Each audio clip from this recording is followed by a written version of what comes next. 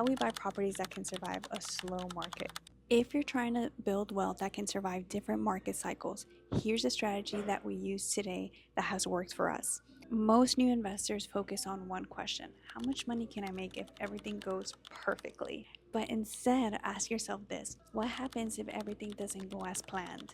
Because market changes, interest rate change, buyer pool changes, and it can happen so quickly. By the time you start your project to the time even a few weeks later that you put it on the market, things can really shift. And if your entire deal only works under perfect condition, it's probably not as strong as you think it is. One thing I've noticed, at least here in Houston, Texas, is that homes priced roughly between 100,000 to 250,000 tend to have a much larger buyer pool. Most people can afford those homes. That means, generally speaking, there are often more potential buyers and more potential renters in that range. Compared to the homes in the $400,000 plus range, those buyers may have higher incomes, but when the market gets uncertain, they're often more likely to delay moving, upgrading, or buying altogether. That's exactly why we shifted our strategy. Before we buy any property now, we ask ourselves one question: if we can't sell this, can we rent it?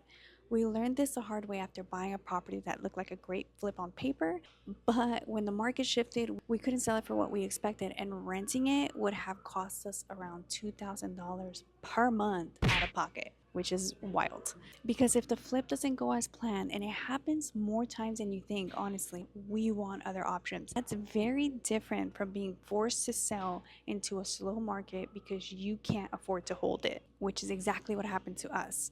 So think in terms of exit strategies. A good deal should have more than one exit strategy, in my humble opinion. Maybe you flip it, maybe you rent it, maybe you refinance and hold it long term. The more options you have, the more control you have if the market changes. That's something we didn't fully appreciate early on. First things first, the money is in the buy, not the sell. You have to buy the right house at the right price with a backup plan.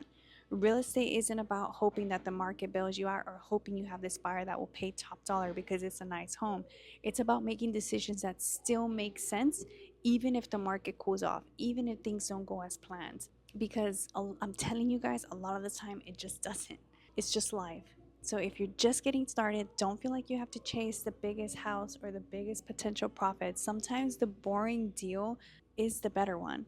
A property with steady demand, affordable payments, and multiple exit strategies may not be the most exciting, but it can help you stay in the game long enough to build wealth. So I'm not saying that other strategies don't work. I'm just saying what has worked for us in the past and what hasn't. Because remember, your first goal isn't to hit a home run, even though that would be freaking awesome. Your first goal is to survive long enough to keep the momentum going. If you can do that consistently, the wins will come 100% guaranteed. If you enjoy learning from our deals, the wins, the mistakes, make sure to subscribe. My goal is to help you avoid expensive lessons by sharing the ones we've already paid for.